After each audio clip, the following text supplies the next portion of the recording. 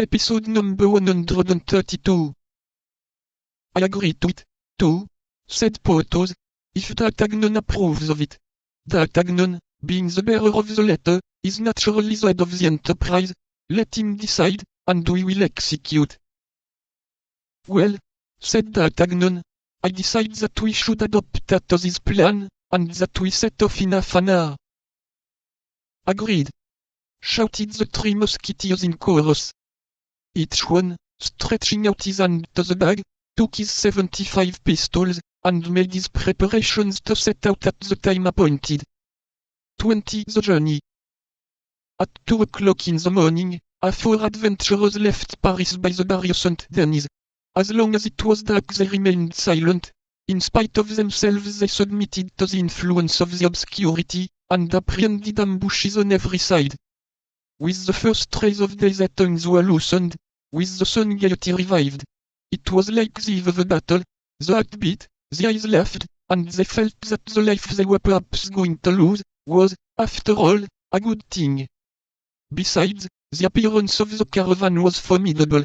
The black horses of the musketeers, their martial carriage, with the regimental step of these noble companions of the soldier, would have betrayed the most strict incognito. The lackeys followed, armed to the teeth. All went well till they arrived at Chantilly, which they reached about 8 o'clock in the morning. They needed breakfast, and alighted at the door of an auberge, recommended by a sign representing St. Martin giving half his cloak to a poor man. They ordered the lackeys not to unsaddle the horses, and told themselves in readiness to set off again immediately. They entered the common hall, and placed themselves at table. A gentleman, who had just arrived by the route of Dammatin, was seated at the same table, and was breakfasting. He opened the conversation about rain and fine weather. The travellers replied. He drank to their good health, and the travellers returned his politeness. But at the moment Mousqueton came to announce that the horses were ready, and they were arising from table, the stranger proposed to Porthos to drink the health of the cardinal.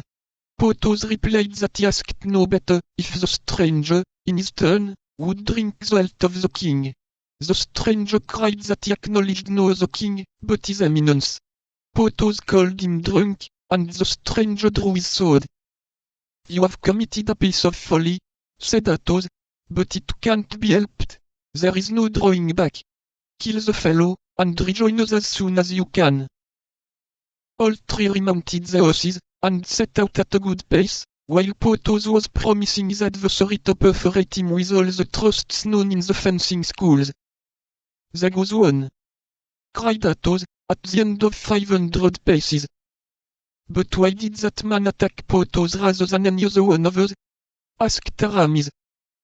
Because, as Porthos was talking louder than the rest of us, he took him for the chief, said D'Artagnan.